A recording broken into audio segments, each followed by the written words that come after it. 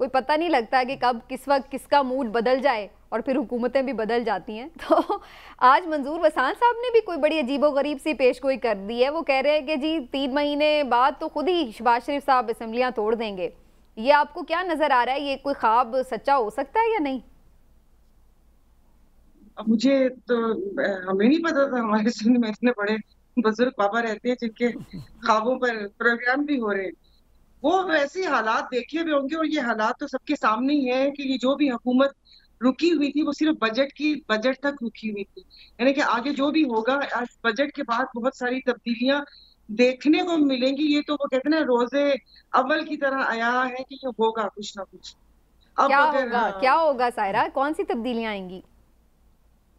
देखिए, अब आप देख लीजिए ना कि ये हुकूमत पहले तो हुकूमत को लेने को तैयार नहीं था, फिर इस हुकूमत को दिलवाने के लिए हमें कमिश्नर रावलपिंडी का सहारा लेना पड़ा, जो उन्होंने आके बताया। और फिर उन्होंने कहा कि बेटा ये तो सारे हल्के खुल जाएंगे।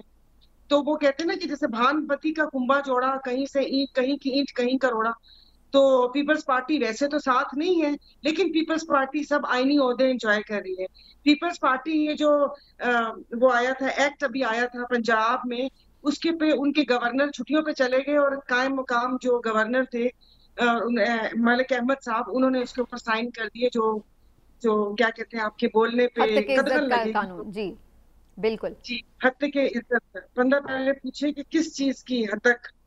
तो चले आप लोग पंजाब वाले को इस लिहाज से भी कुछ नसीब है पंजाब वाला के, पंजाब में हद के उसका बिल आ रहा है, हमारे सिंध में तो सीधा सीधा मार दिया जाता है।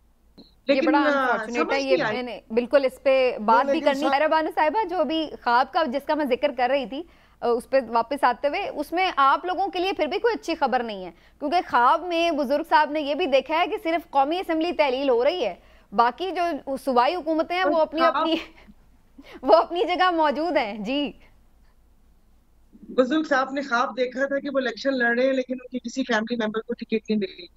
चले, वो, अब मुझे नहीं पता कि वो सुन गुन कहाँ से लेते हैं और कहाँ से। मैं आपको कह रही हूँ कि ये तो हालात सभी को पता है, और इसके ऊपर प्रोग्राम्स भी हुए कि जिस तरीके से एक गवर्नमेंट बनी है कि वजीर दाखिला उनका अपना नहीं, फाइनेंस मिनिस्टर अपना नहीं। वजीर दाखिला को आप देखिए कि चार चार ओहदे, यानी कि इनकी पूरी काबीना में या पूरी नून लीग में कोई इतना कॉम्पिटेंट बंदा ही नहीं है कि जो ये ओहदे संभाल सके।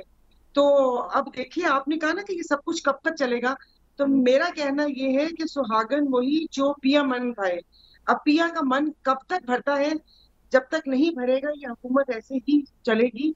और जैसे कि उन्होंने बोला कि उससे पहले खान साहब के ऊपर इतनी इल्जामात की बौछार थी जब उन्होंने सूबाई असेंबली तहलील की, तो ये कैसे कह सकते हैं कि सूबाई असेंबली रहेंगी और यस। कौमी असेंबली तहलील हो जाएगी? यानी कि ये मजाक चल रहा है। एक कर्ज में डूबी हुई कौम का 70 अरब रुपए आपने इस रिगिंग वाले इलेक्शन के ऊपर लगा के, और अभी भी अपने मनपसंद लोगों को क्या करना है, मुझे ये समझ नहीं आ रही। और सिंध का हाल इन्होंने कहा था, सिंध का तो अल्लाह ही हाफिज है, हमें तो लगता है वादी चंबल में बैठे हुए हैं।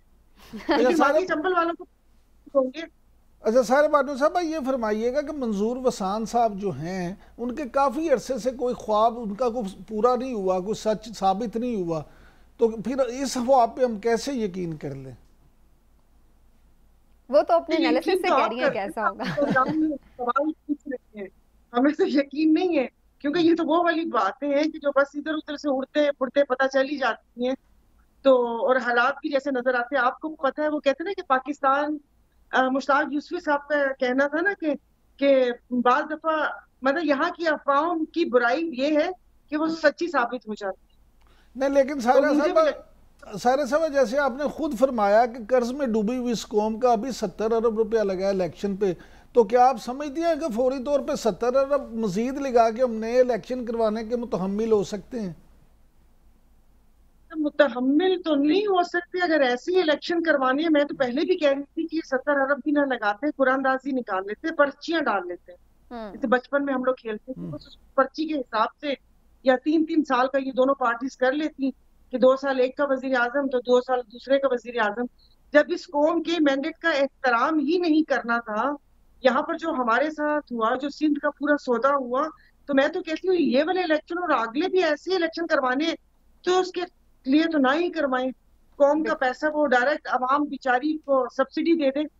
बिजली की मद में दे दें या खाने पीने की मद में दे दें। बिल्कुल सही बात। लेकिन ये इस वक्त इमरान साहब, अब जो एक और इंटरेस्टिंग बात है कि ये जो सियासत हो रही है हुकूमत की तरफ से, लगा ये नहीं रहा कि सिर्फ ऑपोजिशन उसके ऊपर नाला है या शिकायत कर रही है, बल्कि खुद उनके अंदर से आवाज़ें उठ रही हैं। अभी हमने देखा कि मिफ्ता इस्माइल और शाहिद खाकान अब्बासी साहब अलग हो गए, उधर से मुस्तफ़ा नवाज़ खोकर साहब पीपल्स पार्टी से एक डिफरेंट अप्रोच रखते हैं, और अब जुबैर साहब, मोहम्मद जुबैर साहब जो कि इतने गवर्नर रहे हैं पीएमएलएन के, बड़े सीनियर, बड़े इंपॉर्टेंट पॉलिटिशियन रहे हैं पीएमएलएन की तरफ से, लीड करते रहे हैं, वो खैरबाद कह गए। ये हमने आमतौर पर प्रैक्टिस देखी नहीं है कि कोई पार्टी, रूलिंग पार्टी हो, इक्तदार में हो और उसको लोग छोड़ के जा रहे हों।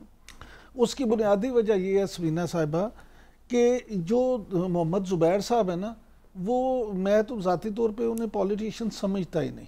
अच्छा। वो नजरियाती कारकुन कभी भी नहीं थे, वो कभी भी नजरियाती उस तरह से नहीं थे। अगर सायरा बानो साहबा जो हैं वो, क्योंकि उनको मुझसे भी ज़्यादा जानती हैं, तो ये मेरी बात की शायद तस्दीक करें। मुझे क्योंकि पता है उनकी कहानी कि वो किस तरह से मुस्लिम लीग नून में आए थे और किस तरह से शामिल हुए। आज जिस शहबाज शरीफ के साथ वो उन्होंने इख्तलाफात का ऐलान किया, असल में शहबाज शरीफ साहब की ही फैमिली की वो पेशकश थे, और वो जब यहाँ मुस्लिम लीग नून में आए तो उस वक्त असद उमर साहब ने असल में नून में आना था, लेकिन असद उमर साहब को पाशा साहब ले गए थे पीटीआई में।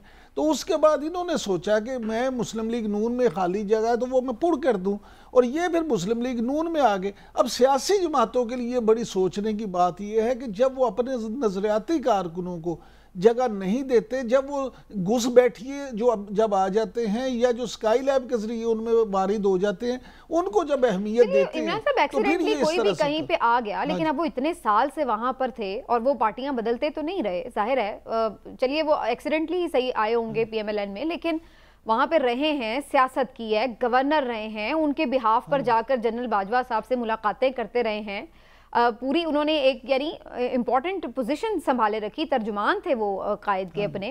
कहने का मकसद ये है कि आप ये कह के सिर्फ ये तो नहीं हो सकते कि जी चूंकि वो थे ही नहीं उनके, भाई शाहिद खाकान अब्बासी साहब, एक पूरी उम्र है उनकी, चौधरी निसार साहब पूरी उम्र उन्होंने गुजारी है पीएमएलएन में, कहाँ है आज ये सब? समीना देखें, शाहिद खाकान अब्बासी साहब और चौधरी निसार साहब वो प्रॉपर सियासतदान है, वो सियासत के रमूज समझते हैं, और वो उनकी बड़ी कुर्बानियाँ हैं। इसीलिए उनके अलग होने के बावजूद आप देखें पिछले 10 दिन में 2 दफ़ा मियां नवाज शरीफ ने पब्लिकली उनकी ना सिर्फ तारीफ की है, बल्कि उन्होंने कहा है कि उन्होंने बहुत कुर्बानियां दी हैं पार्टी के लिए भी। तो छोड़ क्यों गए? सवाल तो मेरा ये था बुनियादी कि छोड़ के क्यों जा रहे हैं? मेरी गुजारिश सुनो, नहीं इनके केस अलग हैं। जुबैर साहब इसलिए छोड़ गए हैं कि जुबैर साहब एक मकसद के लिए आए थे, इस दफ़ा उन्हें ओहदा नहीं मिला, इस दफ़ा उन्हें लिफ्ट ज़्यादा नहीं हुकूमत ने कराई, वो इसलिए नाराज़ होकर छोड़ गए हैं। वो टारगेट उस पर आए थे। जहाँ तक चौधरी निसार और शाहिद खाकान अब्बासी का मामला है, तो शाहिद खाकान अब्बासी साहब जो हैं उनको पॉलिसी से इख्तलाफ है।